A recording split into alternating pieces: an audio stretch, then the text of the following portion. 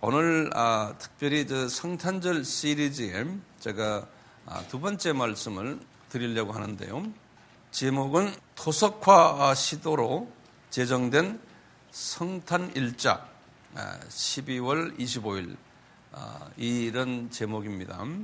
여기에 관계돼서 제가 성경 말씀을 몇 곳을 보겠습니다. 우리 다 같이 누가복음 2장을 열어봐 주셨으면 좋겠습니다. 누가복음 2장. 누가복음 2장 말씀 우리 다 보시면 다 이야기 아시는 이야기지만 오늘 제목과 연계되어 있기 때문에 제가 읽겠습니다. 이때 가이사 아구스토가 영을 내려 천하로 다 호적하라 하였으니 이 호적은 구레뇨 수리아 총독되었을 때 첩본한 것이라. 모든 사람이 호적하러 각각 고향으로 돌아가며 요셉도 다윗의 집 족속인 고로 갈릴리 나사렛 동네에서 유대를 향하여 베들레헴이라 하는 다윗의 동네로 그 종혼한 마리아와 함께 호적하러 올라가니 마리아가 이미 잉태되었더라. 거기 있을 그때 해산할 날이 차서 마다들을 낳아 강보로 싸서 구유에 누웠으니 이는 사관에 있을 곳이 없었습니다. 그 지경에는 목자들이 밖에서 밤에 자기 양떼를 지키더니 주의 사자가 곁에 서고 주의 영광이 저희를 두루 비치매 크게 무서워하는지라. 천사가 이르되 무서워 말라. 보라, 내가 온 백성에게 미칠 큰 기쁨의 좋은 소식을 너희에게 전하노라. 오늘날 다윗의 동네에 너희를 위하여 구주가 나셨으니 곧 그리스도 주시니라. 여기까지만 읽겠습니다. 그리고 골로새서요 2장 16절 17절을 보겠습니다. 신약의 326페이지입니다. 골로새서 2장. 그러므로 먹고 마시는 것과 절기나 월삭이나 안식일을 인하여 누구든지 너희를 폄는하지 못하게 하라. 이것들은 장래일의 그림자이나 몸은 그리스도의 것이니라. 거기다 장래일의 그림자 여기다 줄을 그어주세요. 그리고는 마시는 것, 절기, 월삭, 안식일. 이 월삭이라는 것은 달의 첫날, 마지막 날 이렇게 어떤 달에서 이거 날짜를 이야기하는 거예요. 월삭. 이런 것들은 다 그림자들이고, 그리고 이제 20절을 보시면 세상의 초등학문이라 그런 말을 바울이 했어요. 거기다도 줄을 그었어요. 세상의 초등학문. 오늘은 공부할 내용이 조금 많아요. 오늘은 금년의 그 마지막 날이기 때문에 정리하는 의미로서도 공부 내용을 좀 조금 제가 좀 더 보탰는데요. 왜냐하면 이 제목과 관계되는 내용들이기 때문에 우리 크리스천들은 이 내용들을 질서 있게 조직적으로, 성서적으로 또는 역사적으로 잘 이해해야 되고 이것을 또 남에게 가르쳐야 돼요. 가르쳐야지만 내 것이 돼요. 듣기만 하면은 내 것이 안 된다고 수천 번을 말씀드렸잖아요.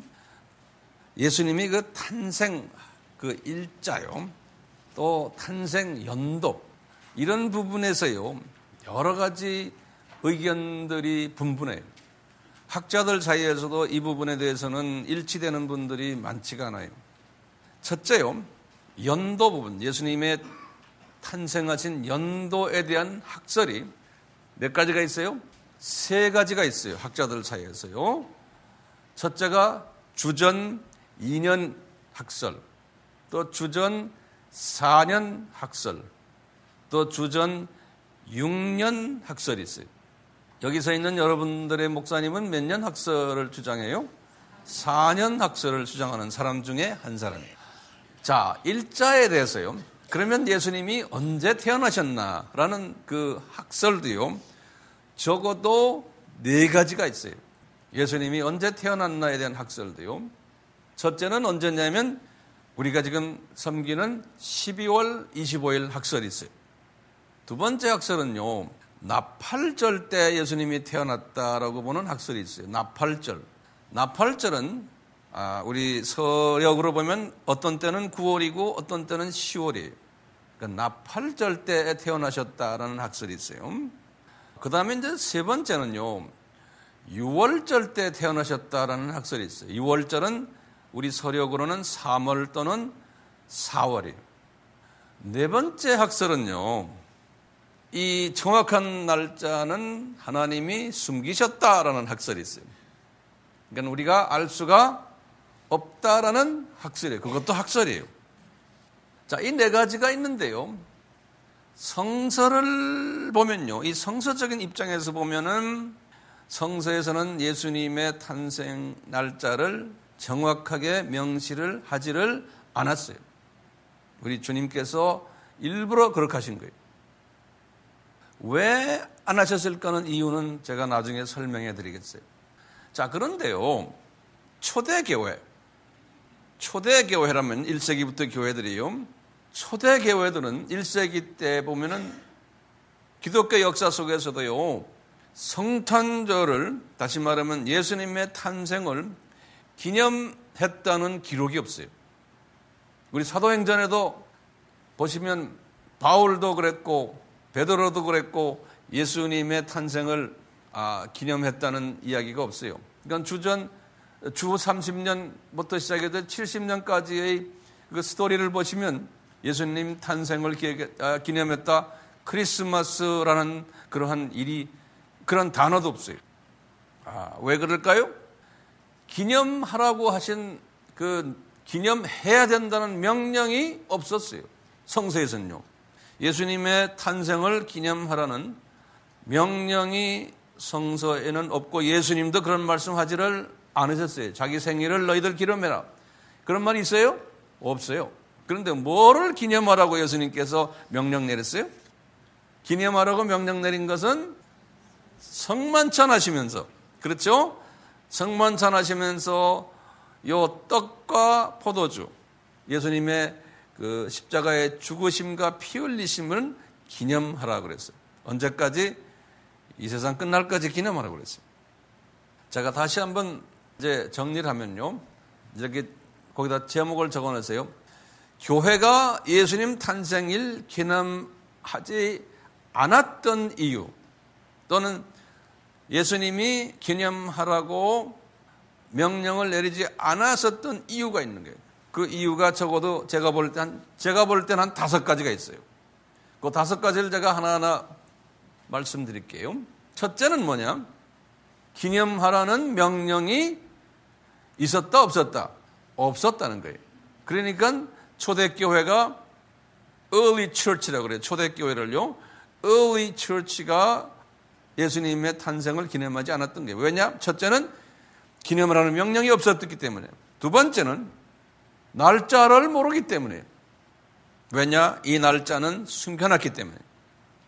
세 번째는요, 날짜에 치중하다 보면은 어떤 일이 일어나냐면요, 날짜 자체가 율법화돼 버리는 거예요.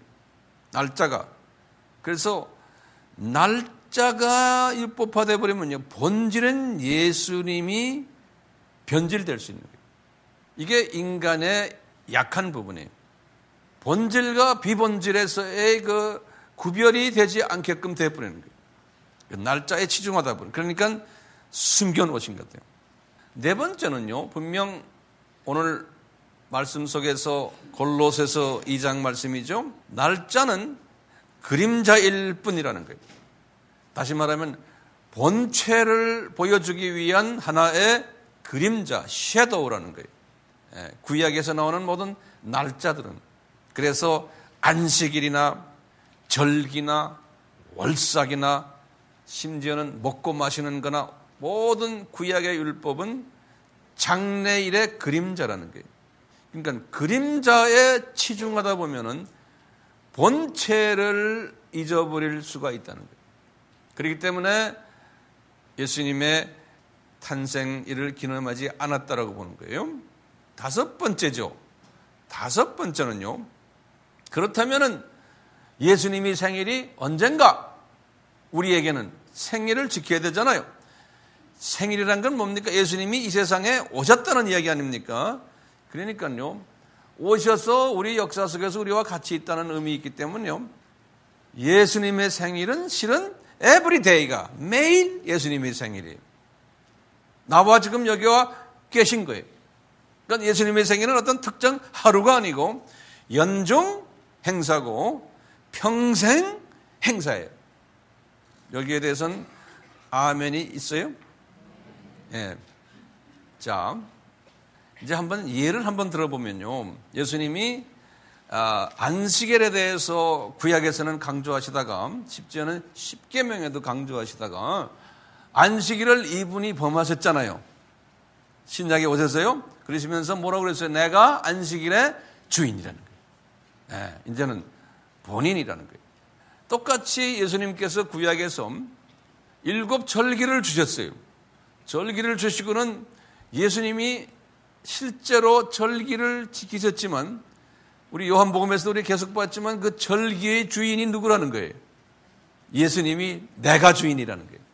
그러니까 그림자를 지키게 하시고는 본체가 나라는 거예요. 이렇게 말씀하셨어요.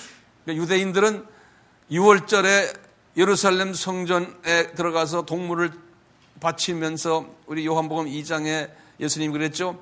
너희들 이 본체를 잊어버렸구나. 그러니까 이 성전은 누구라고요? 내 몸이라는 거예요. 이것을 무너뜨려라. 3일 안에 내가 다시 세우리라. 이 그림자라는 게, 이제 내가 본체가 왔다는 거예요. 네. 이렇게 이제 말씀하셨어요. 그러니까 그림자를 주신 목적이 뭘까요, 그러면요?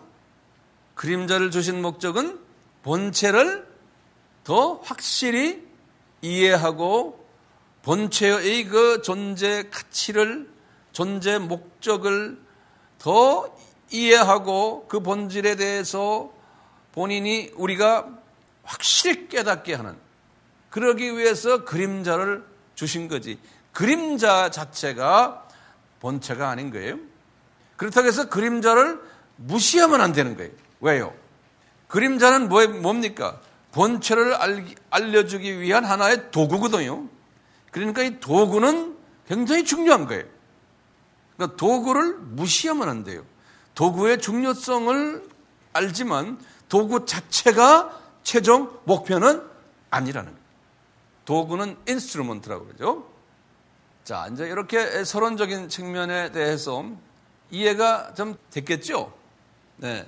자, 그렇다면요, 어떻게 되어서 12월 25일이 예수님의 탄생일이 되었느냐요? 어떻게 돼서? 자, 이것은요, 이제 역사적인 이제 그 사건들인데요, 이것을 우리가 이해하기 위해서요, 제가 여기 칠판에다가 이렇게 적어드렸어요. 첫째요, 여기에 제가 줄리안 칼렌더라고 써놨죠. 거기다 이제 첫째로 쓰세요. 이 로마 제국이 언제부터 언제지요? 주전 63년에서 주후 476년이죠. 우리 다 알고 있죠.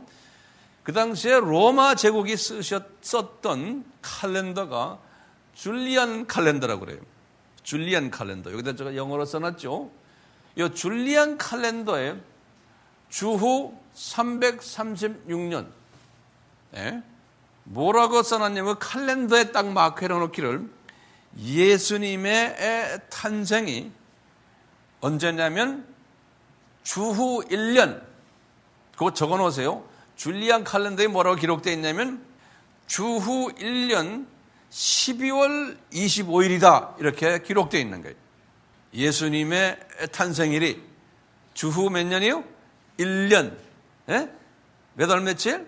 12월 25일로 적혀 있고는 거기다 뭐라 썼냐면 이 제국에 있는 사람들이, 로마 제국에 있는 사람들이 이 날을 예수님의 탄생으로 믿고 크리스마스를 그렇게 지냈다는 거예요.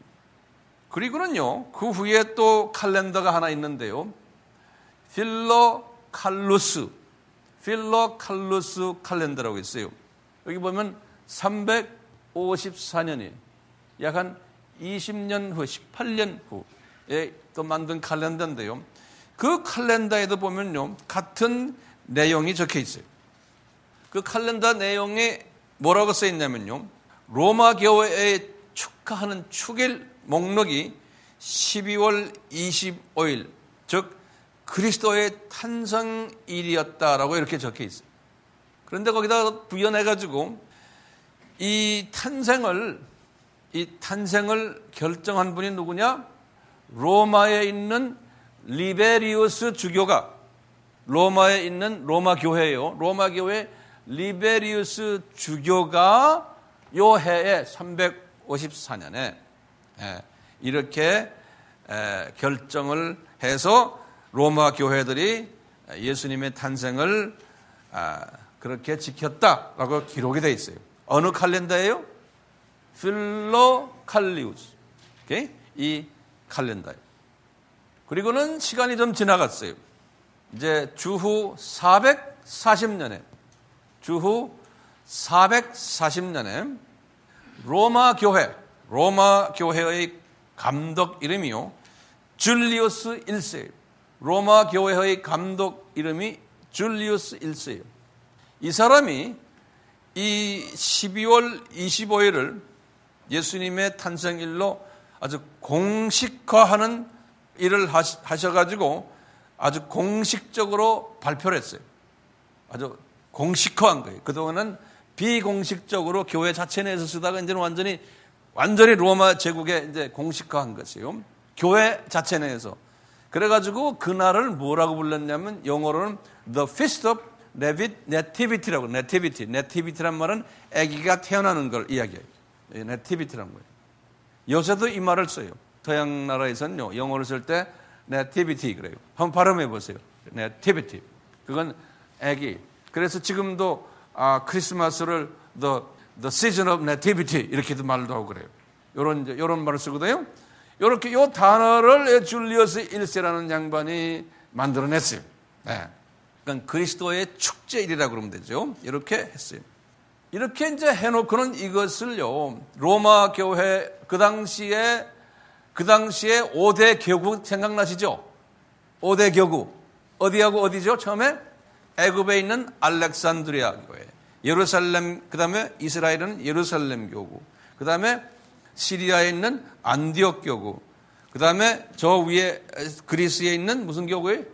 콘스탄티노플 교구, 그 다음에 로마에 있는 로마 교구죠. 저기 다섯 번째 로마 교구가 이거 결정을 했지만 그 나머지 네 교구는 여기에 대해서 불편한 거예요.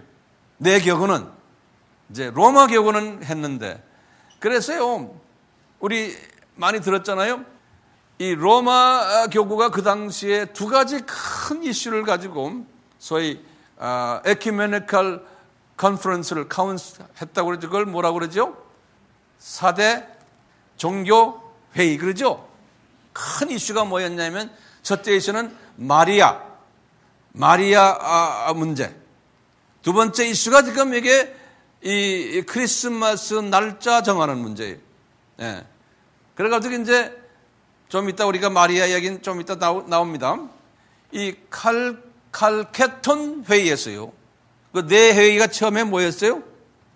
칼케톤 회의가 451년에 이때 요 12월 25일 안건을 가지고 나와가지고 이것을 채택을 했어요. 그리고 공표를 했어요. 12월 25일이 예수님의 탄생일이다. 이렇게 해요. 그러다 보니까 어느 그룹들이 반대를 해요? 요 나머지 네 그룹들이에요. 그 네 그룹들을 동방교회라고 그래요. 이스턴 처치라고 그러죠. 동방교회. 로마 가톨릭 교회를 무슨 교회라고 그래요? 서방교회라고 그래요. 웨스턴 처치. 그래서 이제 이 동방교회 또는 정교회라고 그러죠. 오토독스 처치라고 그러죠. 이분들이 여기에 대해서 반대를 했어요. 12월 25일이 아니다. 네. 그래서 이분들이 자기네 스스로의 크리스마스를 정한 것이 있어요. 그 날짜가 언제냐면 1월 6일이에요. 1월 6일. 오늘날도 이 사람들은요, 1월 6일을 성탄절로 지금도 기념하고 있어요. 1월 6일. 이분들은 어떻게 해서 1월 6일이 됐냐면요. 이분들은 동방박사 세 분 있죠. 메자이라 그러죠. 동방박사. Three Magi. 이 동방박사 이분들이 아기 예수를 방문한 날짜가 1월 6일이라는 거예요. 동방박사 세 사람이 아기 예수를 방문한 날짜가. 그래서 이분들은 이 로마 가톨릭이 틀렸다는 거예요. 그래서 요 날을 영어로는 The Three Kings Day라고 그래요. Three Kings Day. 세 임금님이 세 분의 동방박사가 왕 만드는 분들이에요. 이 사람들이 와서 예수님 앞에 무릎을 꿇었다 그래서 Three Kings Day라고 그러는데요. 요 날이 1월 6일이라는 거예요.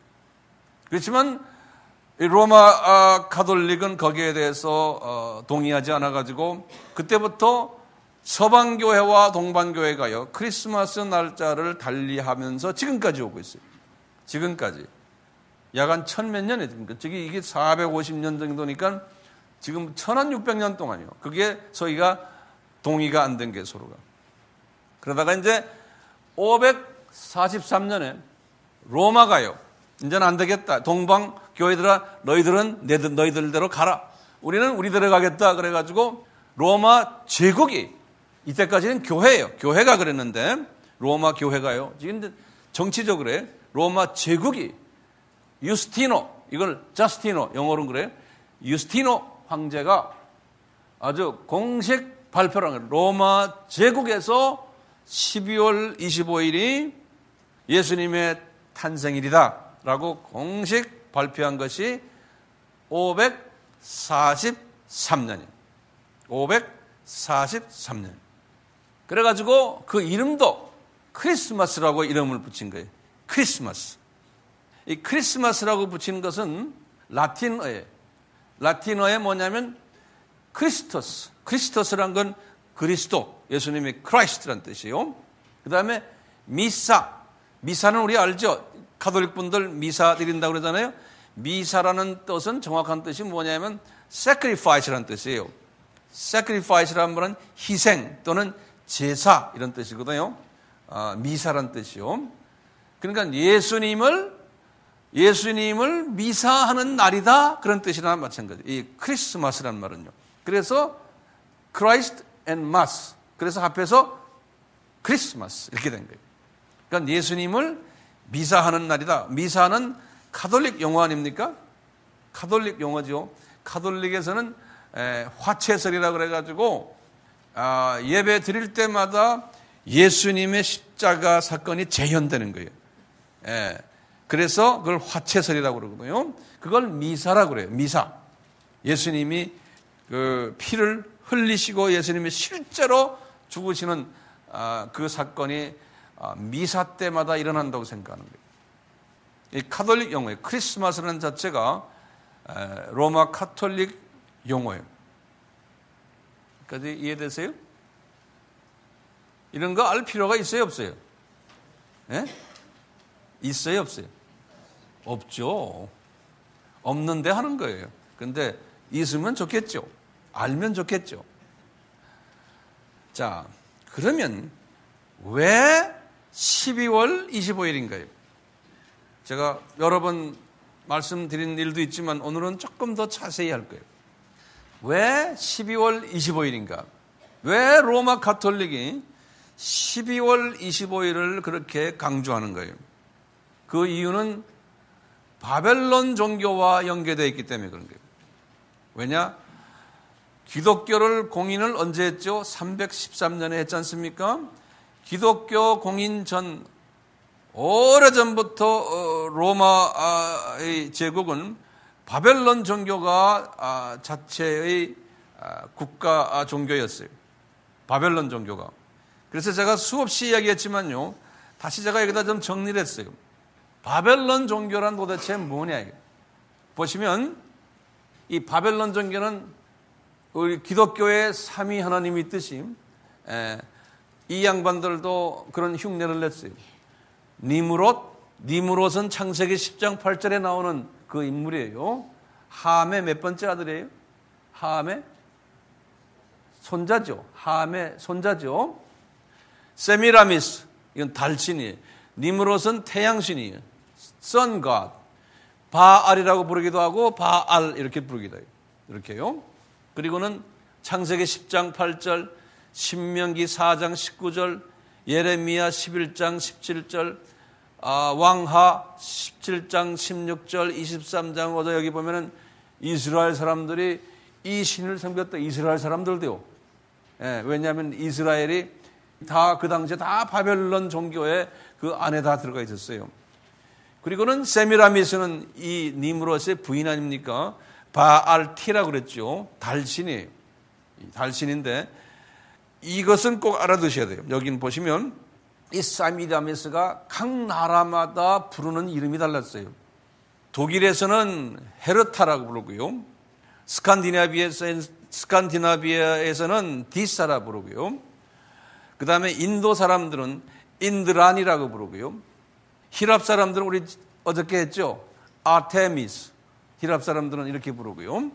그 다음에 이태리 사람들은 마돈나라고 부르고 또 라틴 말로는 도미나라고 부르고요. 애굽 사람들은 이시스라고 그래요. 이시스. 그 다음에 이스타르. 이락 사람들이 바벨론 랭귀지 이스타르. 그 다음에 성서에서는요, 요 여자를 하늘의 여왕이라고 불러요. 성서에서는 이스라엘 사람들이 달신을 섬겼어요. 그래서 하늘의 여왕이라는 이름으로. 그래서 예레미야서 7장 18절, 예레미야서 44장 17절에서 19절에 보면 하늘의 여왕이라는 말이 나와요. 이스라엘 사람들이 하늘의 여왕을 섬겼다 그러면 누구로 생각하시면 돼요? 세미라미스를 섬겼다는 거예요. 다시 말하면 바벨론 종교를 믿었다는 거예요. 여호와 하나님을 믿으면서도 바벨론 종교를 동시에 같이 믿은 사건들이 이스라엘 사람들 공동체 안에서 많이 일어나고 있어요. 신명기 4장 19절, 열왕기하 17장 16절, 23장 5절에 보면 이 하늘의 여왕 세미라미스라는 말도 나와요. 세미라미스를 섬겼다 그랬어요. 그러니까 님로도 섬기고 세미라미스도 섬기고 그러면서 이제 그 아들 되는 담무즈. 이 담무즈는 별들 이야기, 행성, 별들, 별신이에요. 스타갓이에요. 이 담무즈의 이름이요. 애굽 사람들은요, 자기 담무즈의 어머니는 애굽 사람들은 이시스라고 부르지만 애굽 사람들은 호루스라고 그래요. 그 다음에 제가 여기다 빨간 줄을 건 건요, 이태리 사람들, 인도 사람들, 페르시아는 이란이죠. 이 모든 사람들은 이 담무줄을 뭐라 불렀냐면 미트라. 여기다 줄을 좀 동그라미 쳐놓았어요. 이 미트라라는 이름은 굉장히 유명한 이름이에요. 미트라예요. 미트, TH니까 또는 H가 없이 미트라라고 부르기도 해요. 미트라라는 이 미트라 하면은 이것은 담무즈구나. 이건 별의 신이구나. 이렇게 알고 계시면 돼요. 바벨론 종교에서요. 그 다음에 이 같은 로마, 이태리 사람들이요. 이 미트라를, 담무즈를 뭐라 부르냐면 세턴이라고 불렀어요. 세턴. 이건 한국말로 하면 토성이에요. 토성별 있죠? 토성. 그래서 이놈을 섬기는 날짜가 세터데이. 세터데이. 우리 토요일이죠? 토요일이 세터데이라는 건 이놈을 섬기는 거예요. 썬데이는 무슨 날이에요? 썬데이. 썬데이는 썬이 누굽니까? 어디 있어요? 이놈이, 님으로. 먼데이는 뭐예요? 문이 다 문. 이 다 우리가 지금 말하는 이 용어들이 다 바벨론 종교예요. 바벨론 종교예요. 그래서 우리는 일요일이다. 이렇게 크리스찬들은 말하면 안 돼요. 그래서 뭐라고 불러요? 주일이다. 이렇게 불러야 되는 거예요. 자, 이렇게 미트라 또는 담무즈, 별신을 섬겼 이야기가 성서에는 다 나와요. 신명기 4장 19절, 열왕기 하 17장 16절, 23장 5절, 에스겔 8장 14절. 자, 이렇게 하는데요. 이 바벨론 사람들이 가지고 있었던 게 뭐냐면요. 이분들이 사투날리아, 그래. 사투날리아, 이 농신제라는 거, 다시 말하면, 지금, 세턴, 이 누구의 토성이라고 그랬죠. 토성. 요 토성이 누굽니까? 미트라예요. 예? 또 미트라가 누굽니까? 담무지. 그래서 이 사람들이, 이 바빌론 사람들이 사투날리아라고 해서 농신제를 농신제란 뭐냐면 농사의 농사의 가시란 소리예요. agricultural 가시예요. 그러니까 이놈을 섬기면은, 이 단무지를 섬기면은 농사가 잘 되고 수확이 좋아지고 이거예요. 고나를 섬기는데 이 바빌론 사람들이 미트라 세턴의 생일을 언제를 잡았냐면 12월 25일로 잡은 거예요. 그래서 세턴이에요. 한국말로는 토성이라고 그랬죠. 토성 생일이, 미트라의 생일이 몇 월 며칠인가 하면 12월 25일이에요. 농신제라고 해요. 농신제를 섬기는 것이. 12월 25일. 우리 지금 어저께 이야기했죠. 동지가 12월 며칠이라고 그랬어요? 22일이죠. 동지는 무슨 날이라고 그랬어요?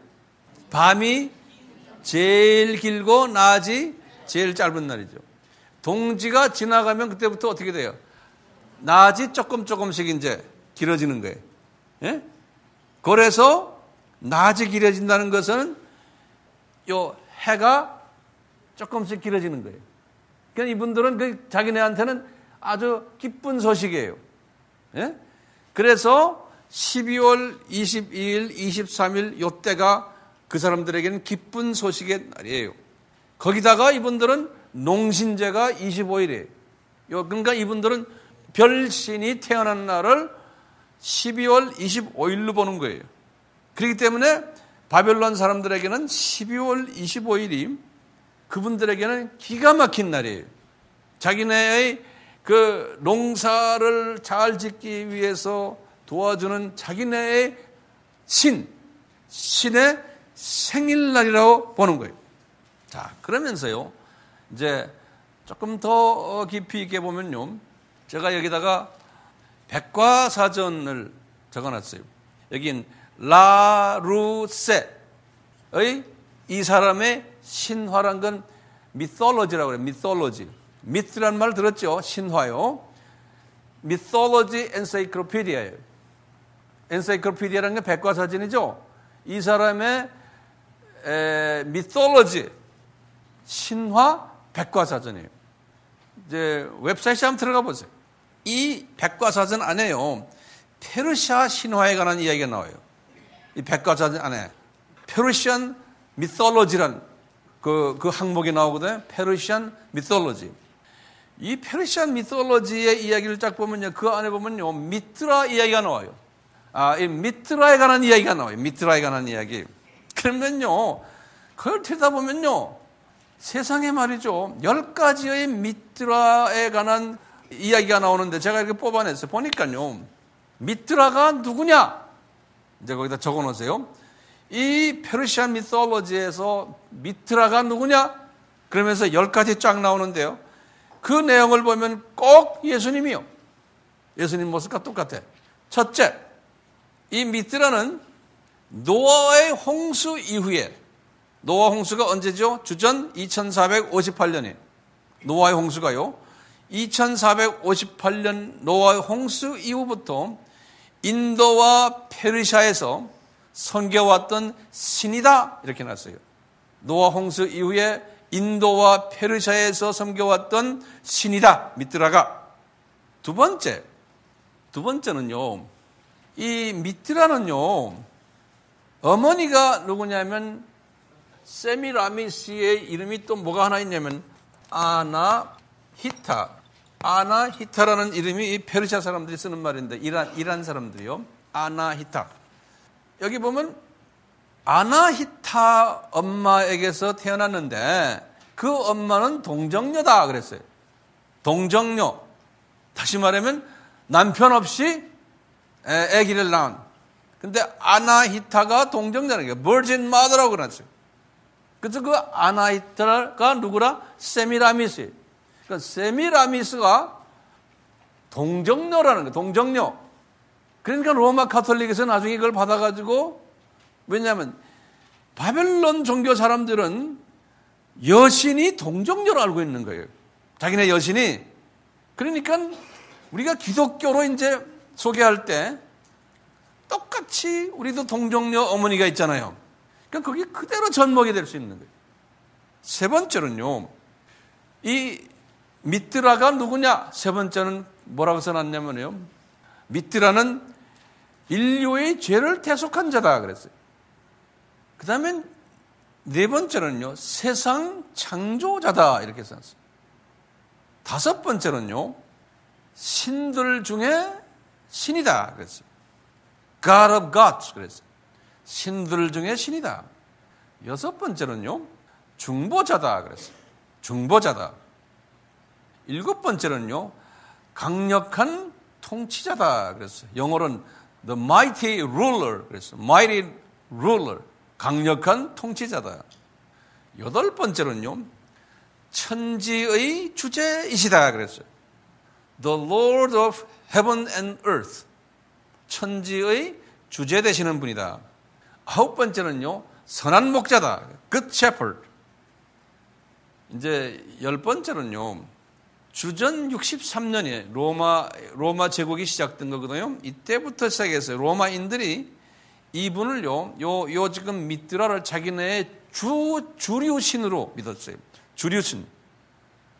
그래서 이제 요거 잘 적어 놓으세요. 이 로마 전설에 의하면, 지금 이 내용들이 그대로 페르시아 지금 전설에서 로마 전설에 의하면, 그분 페르시아 사람들이 말한 거예요.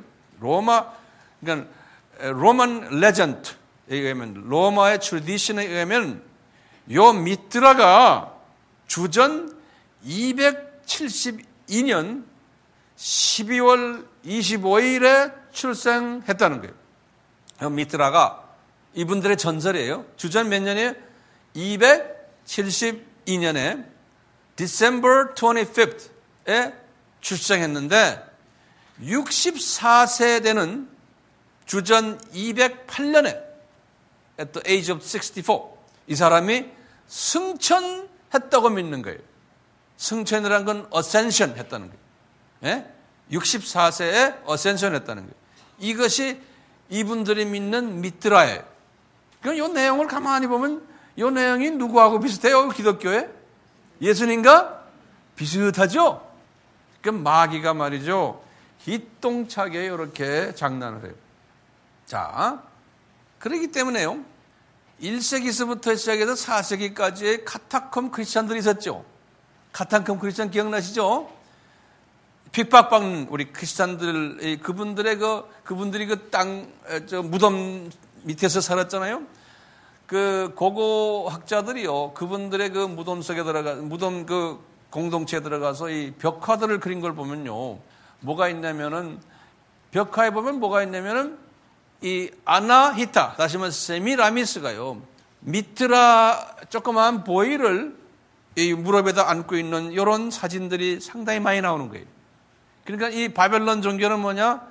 요 세미라미스, 아나히타가 단무주인 미트라 아기를 안고 있는 모습이, 이것이 이 바벨론 종교의 하나의 그 기본 틀이에요. 똑같이요, 여기 뉴 샤프 앤 헤르조그 백과사전을 보면요, 여기 백과사전 다른 백과사전이에요. 샤프 앤 헤르조그 백과사전에 봐도 이 비슷한 이야기가 나와요. 미트라에 관한 이야기가 나와요. 뭐라고 나왔냐면, 첫 번째, 이 미트라는 주전 272년 12월 25일에 출생했다, 이렇게 나와요. 그래서 이 사람이 종교를 만든 것이 이제 바벨론 종교라는 거예요. 그 다음에 두 번째는요, 이 바벨론 종교가 썬데이가 일요일이죠. 썬데이를 성일로 지켰다, 이렇게 나와요. 썬데이를.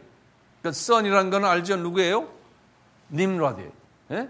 그러니까 님라드 썬데이를 성일로 지키고, 또 요 미트라는 중보자다.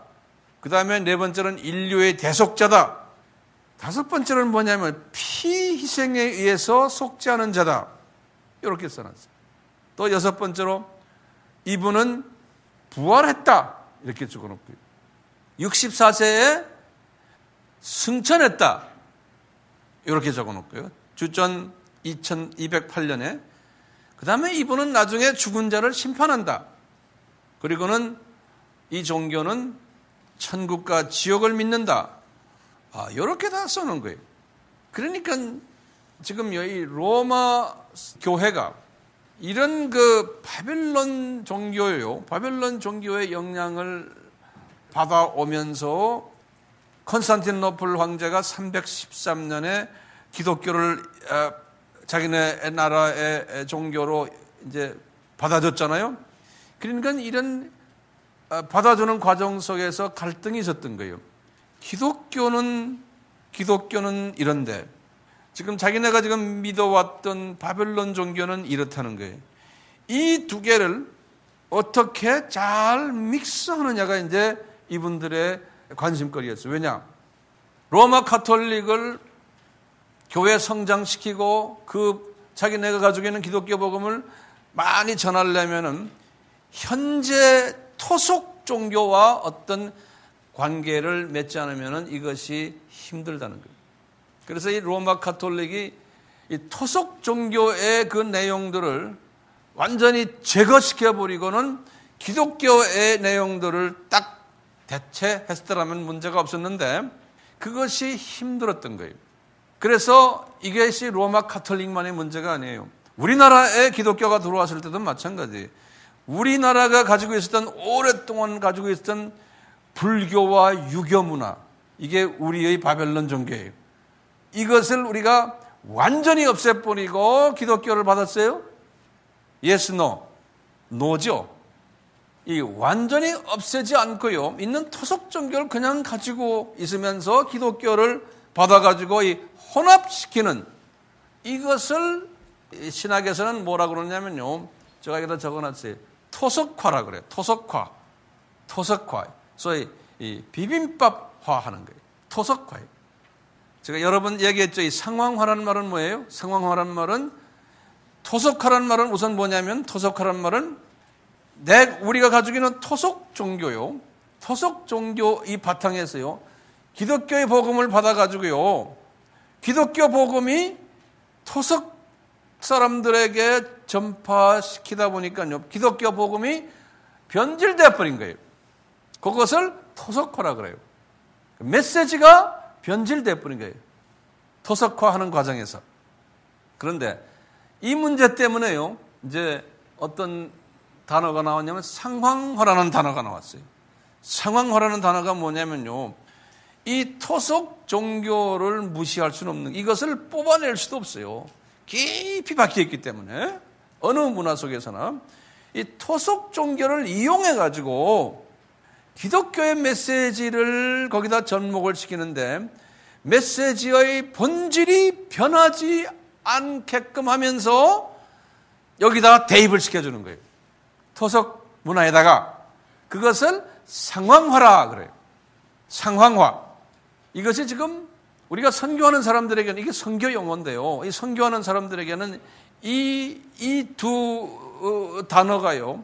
상당한 중요한 그 의미를 가지고 있어요. 저도 이 나라 저 나라 다니면서 이런 부분에서 어떻게 하면 복음이 변하지 않고 이 문화 속에 적용을 시키느냐. 이것이 이제 저의 그냥 관심거리예요. 그래서 이제 이런 걸 가지고서 이 신학교에서는 이 과목만 가지고서 아주 전문적으로 이제 가르치는 과목들이 있어요. 제가 이제 그런 걸 이제 가르쳐 왔던 제가 이런 부분에서의 전문가예요. 근데 이 비전문가들 앞에서 이야기하려니까 쉽지가 않은 거예요. 그렇지만 잘 알아들으시니까 얼마나 감사한지 모르겠어요. 이런 과정 속에서요, 기독교가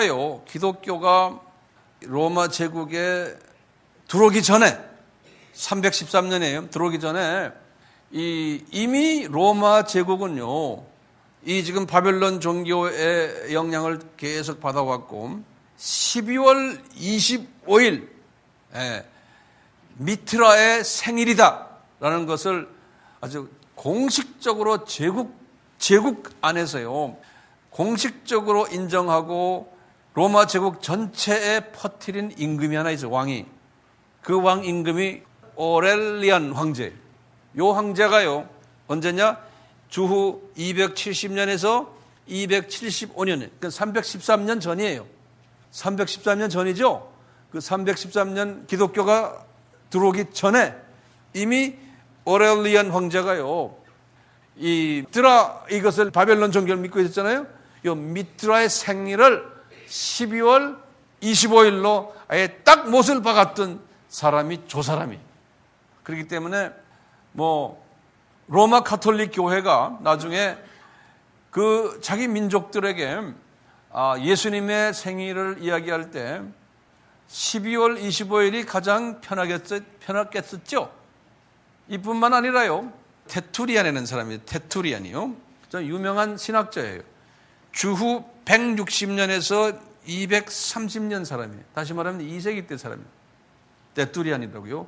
저 사람의 글을 보면요, 이미 저 사람이 글을 썼는데 이 사람 전에 1세기 또는 그 다음에 주전에도 애굽이든지 또는 여기 중동에 있는 나라들 또 다른 그리스나 이런 데에요, 이미 저 미트라의 생일이요, 이미 12월 25일 있다고 기록되어 있어요. 그러니까 이 미트라라는 저 양반이 저 양반의 생일이 주전에도 있었다는 거예요. 근데 그 날짜가 언제였다고요? 12월 25일이었다는 거예요. 자, 그렇기 때문에 로마 가톨릭 교회가요, 이제 예수님의 생일을 누구 생일로 만들어 놓으면 가장 복음 전하기가 쉬웠겠어요? 미트라의 생일로 만들어야 되는 거예요. 그렇죠? 그래서 줄리안 칼렌더, 이건 지금 336년이니까 313년 이후 아닙니까? 이미 의도적으로 12월 25일을 예수님의 생일로 만들기 위해서 이 줄리안 칼렌더에다가도 적어놓고, 필로칼로스 칼렌더에다도 적어놓고, 주교가 리베리에서 주교가 공표하고, 줄리오스 1세가 또 공표하고, 440년에. 그래가지고 그것을 가지고는 이제 다른 4대 교구가 다 동의하도록 칼세톤 공회도 열고, 이래가지고 이제 12월 25일을 이제 이렇게 끌고 나가는 거예요. 이제 로마 가톨릭이 12월 25일을 정해놓으니까요, 이제 그분들이 파워가 있으니까 로마 제국의 이 서방 아닙니까? 서방 유럽이니까 다죠. 영국, 스칸디나비아 반도, 스페인, 오스트리아, 이쪽 나라들이 다 12월 25일을 예수님의 생일로 따를 수밖에 없었던 거예요. 이분들이, 선교사들이 이제 많이 이분들을 통해서 나가면서 아프리카, 우리 아시아, 북미, 남미, 중미 전부 다가 이제 이분들의 영향을 받으니까 그랬고요. 그리고는 개신교가 나타났지만 마르틴 루터도 다 로마 가톨릭 출신 아닙니까? 그러니까 우리 개신교 사람들도 다 12월 25일을 예수님의 생일로 지키고 있고, 우리도 지금 지키고 있는 거예요. 자, 안 지켜내는 그룹이 어디라고 그랬어요? 동방교회들이. 몇 월 며칠? 1월 6일에. 자, 그러면요, 이제 12월 25일이 예수님의 생일이 아닌 이유가 몇 가지가 있어요. 그걸 좀 적어보세요. 첫째로요, 우리 누가복음 오늘 보셨지만 이 목자들이 양떼를 들여서 지켰다 그랬어요. 이스라엘 나라는요, 우기가 언제부터 시작하냐면 10월부터 시작해요. 우기가 10월부터 4월까지 우기라고도 하고 또는 겨울이라고 그래요. 그래서 이스라엘 사람들의 그 문서를 보면요, 이 기간 동안은 10월부터 4월까지는 춥기 때문에 목자들이 양떼를 지키면서 바깥에서 밤을 새는 일이 있을 수가 없다는 거예요. 춥기 때문에. 그러니까 10월 전이나 10월 초나는 괜찮지만 그 10월부터 4월까지는 그런 일이 없다는 거예요. 누가 그런 일을 했냐면요, 히슬롭이란 H-I-S-L-O-P, first name은 알렉산더 히슬롭, H-I-S-L-O-P. 이분의 책이 1956년도에 쓴 책인데요. 제목이 뭐냐면 Two Babylons, 두 개의 바벨론들 이런 말이에요. 이 책의 93페이지에 보면 이런 말들이 써 있는 거예요. 도저히 있을 수가 없다. 이분은 이런 분야의 전문가예요. 히슬롭이. 그러니까 12월 25일 설은 그게 맞지가 않는다는 거예요. 그 다음에요. 또 두 번째는 뭐냐? 아까 인구조사했죠. 인구조사. 인구조사라는 것은 전 국민이 이동하는 건데, 센서스예요. 인구조사를 할 때, 인구조사는 이렇게 추울 때 하는 것이 아니라는 거예요. 인구조사는. 그렇기 때문에 분명 12월 25일이 아니라는 거예요. 그게 두 번째 이유예요. 자, 그렇다면은 어느 날이냐? 이 히슬롭이라는 사람의 그 학설에 의하면요, 어느 날이냐? 아마도 예수님의 탄생을 억지로 날짜를 붙인다면은 나팔절이었다는 거예요. 나팔절. 나팔절. 나팔절은 우리 일곱절기에서 공부하셨죠. 나팔절은 이스라엘의 그 성력으로는 7월 1일부터 7월 10일까지 성력으로는. 근데 7월 1일 그 날이 나팔절이에요. 그 날부터 나팔절은 며칠을 한다고요? 열흘 동안 해요. 그리고 7월 10일이 성력으로 해요. 10일이 속죄절이에요. 근데 7월 1일인 나팔절, 그 날이었을 가능성이 아주 다분하다는 거예요. 그러면 나팔절은 주로 이제 오늘 우리 달력으로는 어떤 때는 9월이고 어떤 때는 10월이에요. 예. 그럼 그때 예수님이 나팔절에 오셨을 가능성이 크다는 거예요. 그러니까 예수님이 나팔을 불면서 왕중의 왕으로 이렇게 오셨는데, 또 이제 이분들이 추측하는 거예요. 많은 소위 종말학자들도 추측하는데, 예수님의 재림이 그러면 언제입니까? 초림은 나팔절이었어요. 재림도 나팔절일 가능성이 있다는 거예요. 그래서 우리 일곱절기 이야기할 때 그 나팔절을 뭐로 봐요? 예수님의 공정 재림으로 보잖아요. 그렇지만 성서에는 분명하게 예수님이 나팔절에 오신다라고는 하지 않았어요.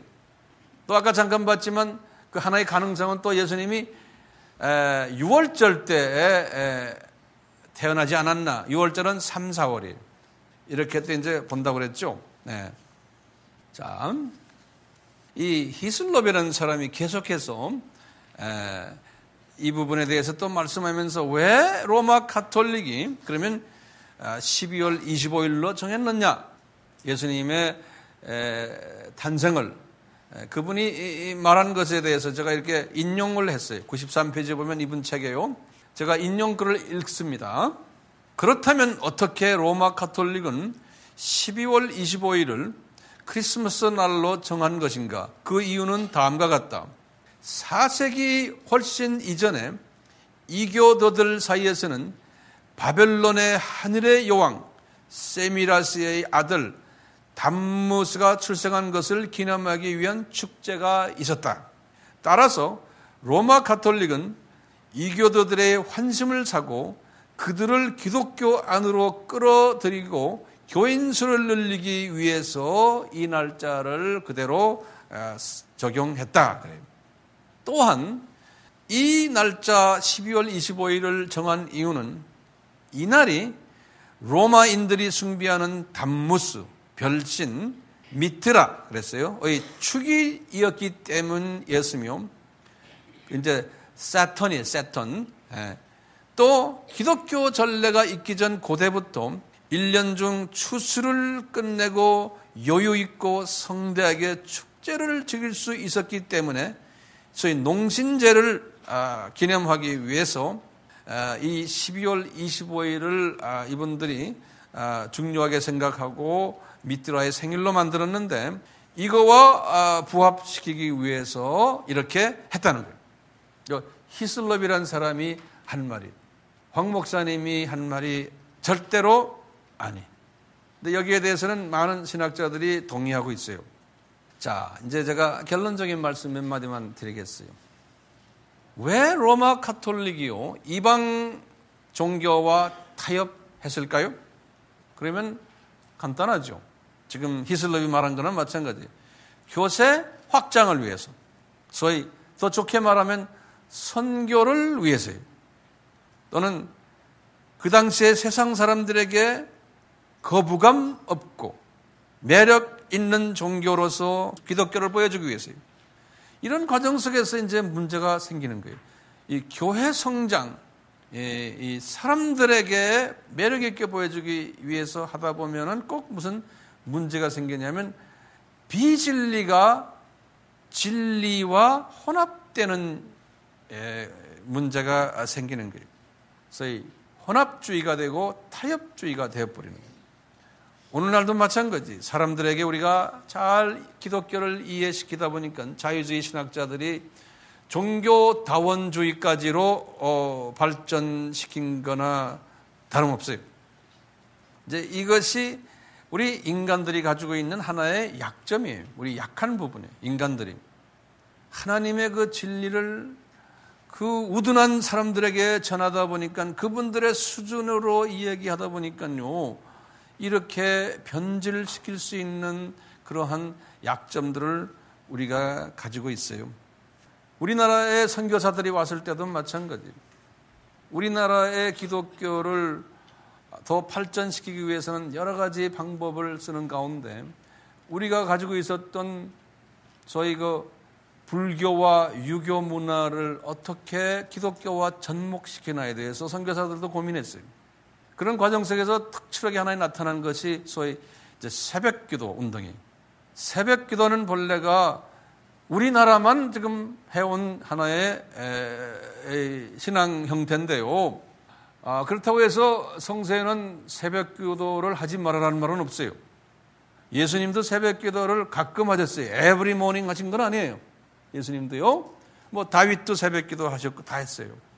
근데 우리나라의 새벽기도는 어느 종교가 해요? 불교가 하죠. 불교는 새벽 4시부터 하잖아요. 저쪽 동네에 가면 이슬람도 그렇게 해요. 그런데 이제 그것을 가져다가 우리가 새벽기도의 그 운동을 아주 성공적으로 잘 상황화 시켰어요. 우리가요. 그래서 저는 새벽기도는 좋다고 생각하고 이것이 토착화보다는 상황화로 우리가 이렇게 발전됐다고 보고 이건 참 좋은 결과를 낳았다 보고 있어요. 근데 이것이 새벽기도가 가면서 많이 변질돼 버렸어요. 우리도 모르게요. 왜냐하면 이제 새벽기도를 하지 않으면 믿음이 없는 사람들, 새벽기도하지 않는 교회는 그거는 교회도 아니다라고까지 이제 발전이 된 거예요. 새벽기도를 하지 않으면 목사도 될 수 없고 집사, 장로, 권사 될 수 없다라고 이 새벽기도가 너무나 발전돼 가지고 기독교의 기본 우리의 그 메시지와 좀 괴리된 그러한 일들이 일어나 왔었고 지금도 그런 부분이 없지 않아 있어요. 그렇죠? 그래서 저희 교회는 제가 과감하게 새벽기도를 없애버렸어요. 그렇다고 해서 새벽기도 없으니까 나이론 교회다 이렇게 생각하지 마세요. 우리는 새벽기도를 안 하는 대신에 24시간 기도해요. 24시간이요. 그러니까 우리 교회는 장로님들 새벽기도 올 필요도 없는 거예요. 얼마나 쉬운 교회입니까? 권사가 되면 새벽기도 다 나와야 돼요. 우리 옆 교회 보세요. 제가 이렇게 새벽에 와서 보면요. 새벽 4시 반 5시 되면 불이 다 켜져 있고 이 옆 동네 교회들이요. 장로님들은 다 와야 돼요. 어디에 멀리 살아도. 그 다음에 스태프들 다 와야 돼요. 다 와야 돼요. 에브리데이. 할 수 있어요? 그러니까 교회마다 그래. 아무개 장로님 오늘 안 나왔다. 아무개 권사님 오늘 안 나왔다. 그 사람 아마 시험 든 모양이지? 이렇게 해서 새벽 기도를 가지고 사람을 잣대로 재고 이야기하는 경우가 있어요. 그것은 잘못된 거예요. 주객이 전도됐다고 저는 보는 거예요. 우리가 이제 이 토속화를 하다 보니까요. 우리도 이런 게 있죠. 수능 시험 때 불교에서도 절간에서도 뭐 저 대구에 큰 뭐 그게 있죠. 그 무슨 산이라고 그래요? 팔공산. 우리 KBS, MBC 뉴스에 제가 보니까 그래. 난 가보질 않았지만 수능 때 되면 그 동네 가서 절을 하느라고 난리들이에요. 근데 똑같이 교회에서도 수능 때 되면은 똑같이 교회에서도 그런다고요. 그러니까 이걸 어떻게 해석해야 돼요? 불교 사람들은 이 세상의 복을 위해서 그 종교를 믿는 사람들이에요. 기복신앙이죠. 이 세상에서 어떻게 하면은 오래 살고 돈 많이 벌고 건강하고 자녀들 잘 되고 하는 것이 불교에서 기도하는 목적이에요. 근데 우리는 그 기도 목적이 그 수준은 아니잖아요. 근데 우리가 그 수준에 머물러 있는 것은 우리가 이 기독교의 이 엄청난 메시지가 상황화되지 않고 토속화되다 보면 그렇게 된다는 거예요. 기도원 운동도 마찬가지예요. 불교가 절감들이 다 이제 산 속에 있잖아요. 그러니까 이제 산기도예요, 그 사람들. 그러니까 우리도 이제 산에다가 기도원 하나 만들면은 거룩한 교회가 되는 거예요. 이런 것들도 이게 장점도 있지만 단점도 있는 거예요. 그러다 보니까 우리나라도 과거 80년대, 70년대, 80년대, 90년대 교인이 어느 정도만 되면 다 기도원 지었어요. 산 동네에 가서요.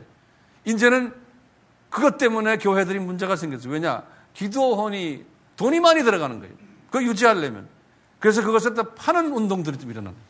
기도원이 나쁘다는 게 아니에요. 그 안에서 많은 성령운동이 일어나고 많은 좋은 일들이 있었지만요. 그 자체가 복음은 아니잖아요. 그러니까 이것을 잘 상황화해야 되는데 그 부분이 이제 우리가 좀 약했어요. 우리가 이제 배우면서 이제 21세기에는 또 이제 좀 새로운 방향으로 이제 가야 되는 도전이 숙제가 우리에게 있어요. 그 자체가 복음은 아니잖아요. 그러니까 이것을 잘 상황화해야 되는데 그 부분이 이제 우리가 좀 약했어요. 우리가 이제 배우면서 이제 21세기에는 또 이제 좀 새로운 방향으로 이제 가야 되는 도전이 숙제가 우리에게 있어요. 우리나라가 새벽 기도를 했기 때문에요. 선교지마다 새벽 기도 하는 데가 각 있어요. 다는 아니지만. 그걸로 해서 한국 선교사들이 선교를 하는 곳에는요. 다는 아니지만 일부는 거기 있는 교인들 새벽 기도 안 나오면 그냥 한국식으로 해요. 집사도 안 되고 장로도 안 되고 아무것도 안 돼요.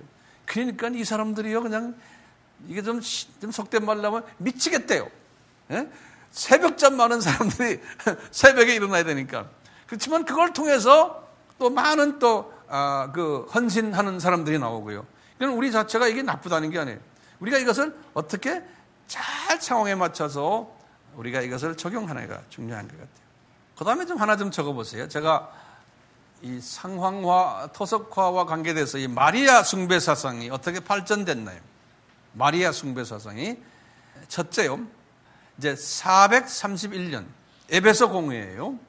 431년에 마리아 종신 처녀설, 마리아 성모설 이 두 안건을 로마 가톨릭이 가지고 나왔어요. 5대 교구의 대표들 앞에요. 이것이 안건이 지안이 됐는데 이것이 채택이 되지가 못했어요. 결정되지가 못했어요. 왜냐하면 나머지 네 교회가 반대가 있었기 때문에. 그렇지만 로마 교회에서는 이미 이것을 통과시켜야 돼요. 똑같이요. 여기 지금 우리가 지금 12월 25일 이슈나 마찬가지 바벨론 종교가 이제 이 세미라미스의 파워가 크기 때문에 이것을 마리아로서 이제 대체시키는 과정이거든요. 그러다가 이제 451년에 여기 지금 두 번째 공회가 칼케톤 공회이거든요. 이때에 이것이 마리아 종신처녀설과 마리아 성모설이 채택이 됐어요. 공식화된 거예요. 그러면서 동시에 크리스마스 12월 25일도 칼케톤 회의에서 공식화된 거예요. 그리고 이제 마리아에 관한 학설이 그부터 발전이 쫙 되면서요. 1854년에 교황 이름이 비오 9세라는 교황이에요. 비오 9세. 이때가 언제가 하면 바티칸 공의의 넘버원, 바티칸 1이라고 그래요. 바티칸 1이라고 그러거든요. 바티칸 제1차 바티칸 공회예요. The Council of Vatican. 이때 마리아에 대한 엄청난 학설을 또 하나 그러니까 결정을 했어요. 마리아 무죄 잉태설. 그러니까 마리아가 죄가 없이 태어났다는, 잉태됐다는 거예요. 그리고는 마리아 계속 무죄설이에요. 마리아가 죄가 없는 삶을 살았다는 거예요. 마리아 계속 무죄설. 그리고는 1950년에 비오 12세 때예요. 1950년 한국전쟁이 있는 그 해죠. 비오 12세가 마리아 부활 성천설, 마리아가 부활해서 성천했다는 학설을 만들어서 통과했어요. 그리고는 이제 마지막으로요, 1962년에서부터 65년에 소위 바티칸 2라 그러죠. 제2차 바티칸 공의회예요. 바티칸 2에서는 아주 기가 막힌 학설을 또 발표했어요. 마리아 성부 하나님 안해설. 자, 마리아 성부 하나님 안해설이 여기까지 발전된 거예요. 이렇게 토속화를 잘못시키다 보면 이렇게까지 발전되는 것을 우리가 역사 속에서 배우는 거예요. 자, 그렇기 때문에요, 이 12월 25일 이것이요, 로마 가톨릭에서 이제 만들어낸 것 아닙니까? 개신교에서도 이것을 받았어요. 종교 개혁 이후에. 근데 특히 영국의 청교도들이, 퓨리탄들이라고 그러죠. 영국의 이 청교도들이, 특히 영국의 이제 청교도들이 대표되는 분이 올리버 크롬웰이라고 그러죠. 크롬웰. 올리버 크롬웰이라는 사람이. 이 사람이 정권을 가진 것이 1645년이에요. 이때부터 시작해서 이 크롬웰은 이 사람이요, 영국에 다시 말하면 소위 이 청교도들, 베프티스트들, 회중교인들, 이 낮은 계층, 서민들 대표되는 사람이나 이런 사람인데, 이 사람들이 소위 로마 가톨릭, 영국에 있는 로마 가톨릭, 성공회, 앵글리칸 처치, 메토디스트, 감리교, 프레스비테리안 장로교, 이분들이 12월 25일을 그대로 답습하는 모습을 보군요. 12월 25일 섬기지 말아라. 그는 예수님 태어난 날이 아니다라고 해서 교회에서 크리스마스를 무효화시켜버렸어요. 이래가지고 핍박을 받은 거예요, 이분들이요. 그래가지고 이분들이 미국으로 건너온 거예요. 그래서 미국에 와가지고도 이 청교도들이요, 1659년부터요, 1681년까지, 1659부터 1681, 이때까지 이 청교도들이 미국에서요, 22년간 주로 이제 보스턴 쪽에 살던 사람, 이 사람들은 크리스마스를 불법화해버렸어요. 크리스마스를. 그런데 이제 다른 영국 계통, 독일 계통, 뭐 이런 분들의 로마 가톨릭을 시작해서 오니까 그 사람들이 압력이 있으니까요, 미국 국회가요, 1789년 12월 25일에 국회를 개회했어요. 그러면서 크리스마스를 12월 25일로 헌법에다가 집어넣어 버렸어요. 미국 헌법이에요. 근데 국민들이 반응이 좋지가 않아가지고 한참 있다가 1870년이 약 한 100년 가까이요, 6월 26일에 연방정부가 이 크리스마스를 12월 25일을 공식 홀리데이, 공식 휴일로 공포했어요. 이런 그 미국에서도 이 크리스마스 이 날짜 때문에 고민들이 많았던 거예요. 이렇게 오면서요, 이 크리스마스가 변질되기 시작했어요.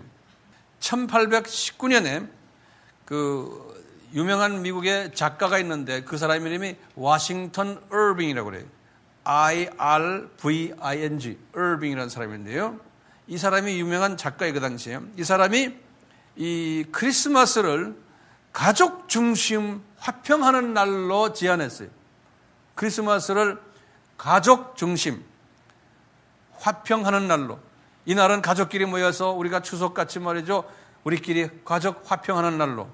소위 그 인본주의적인 크리스마스로 변질되는 계기가 된 거예요. 그래서 오늘날은 이 기독교의 본산지인 미국이나 영국은 크리스마스를 이제는 크리스마스라고 부르질 않아요. 홀리데이라고 그래요. 홀리데이 시즌 그래요. 이번에도 KBS 뉴스에 그런 말이 나오더라고요. 오바마 대통령도 크리스마스에 대한 특별한 성탄 메시지를 할 때도 크리스마스라고 쓰지 않으신다라고 우리나라 그 뉴스에 그렇게 말을 해요. 크리스마스 쓰지 않고 holiday seasons. 그래서 우리 국민들이요, 이 홀리데이 시즌에 복 많이 받으십시오. 즐겁게 지내십시오. 근데 이제는 메리 크리스마스란 말을 안 쓴다고 아예 딱 그렇게 우리나라 뉴스에도 나오더라고요. 그 대신에 뭘 쓴다고요?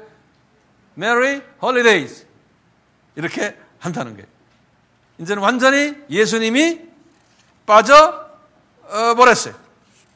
예수님이.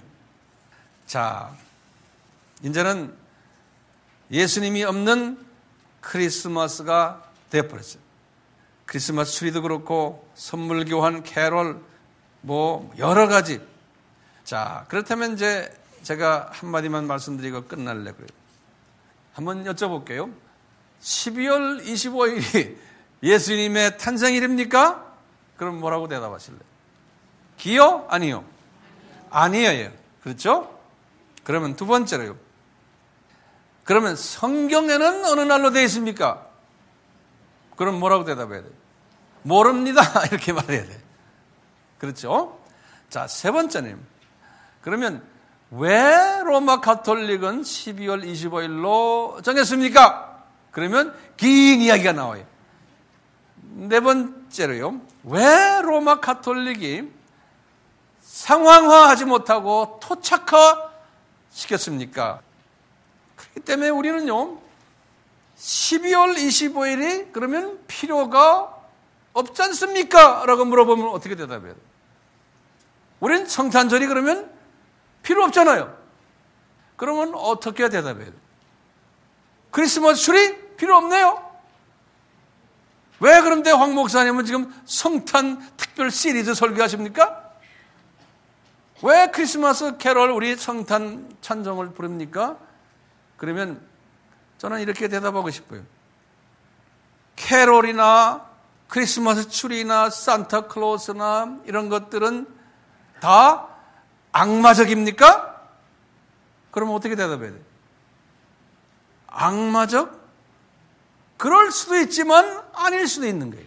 왜요?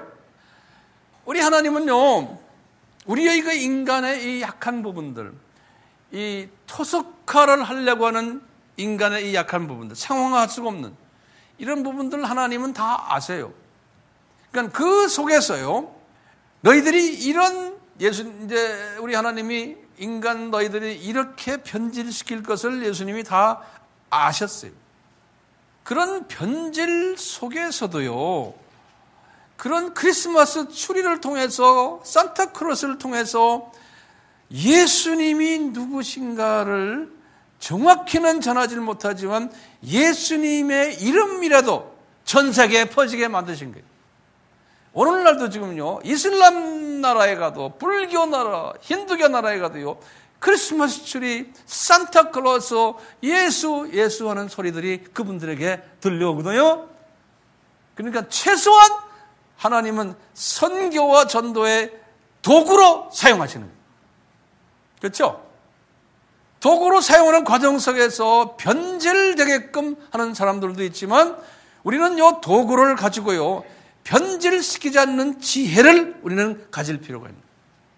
그리고는 이게 그동안에 어떻게 이렇게 역사적으로 발전됐나를 우리가 알 필요가 있기에 지금 제가 오늘 이 시간에 이 말씀을 드리는 거예요.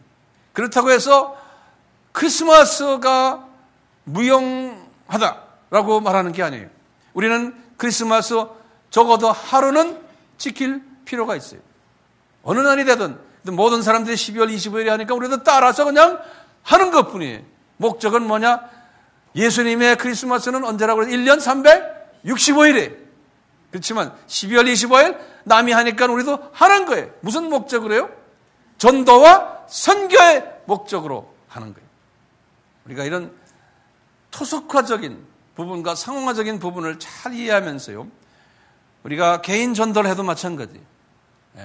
토속화적인 스타일로 접근할 수도 있어요. 그러면서도 상황으로 나중에 바꿔줘야 돼요. 개인 전도를 할 때도, 선교할 때도 마찬가지.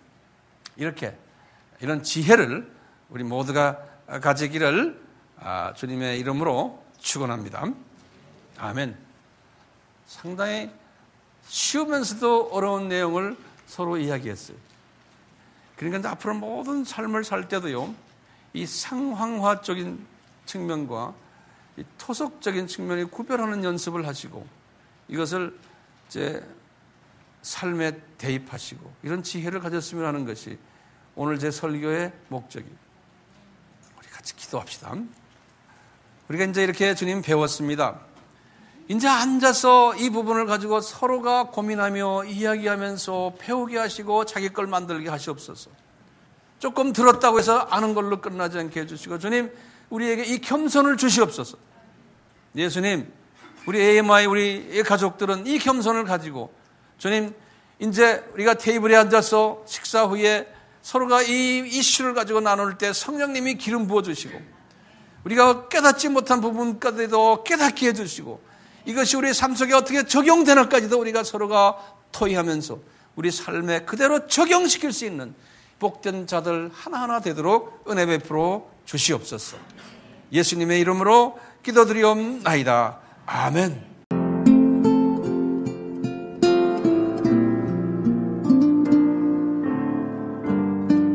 본 설교를 들으시고 아미교회 황용현 목사의 설교 테이프 구입을 원하시는 분은 경기도 용인시 동천동 187번지 아미교회 전화번호 031-265-1455 지역번호 031-265국에 1455번으로 문의하시면 자세히 안내해 드리겠습니다.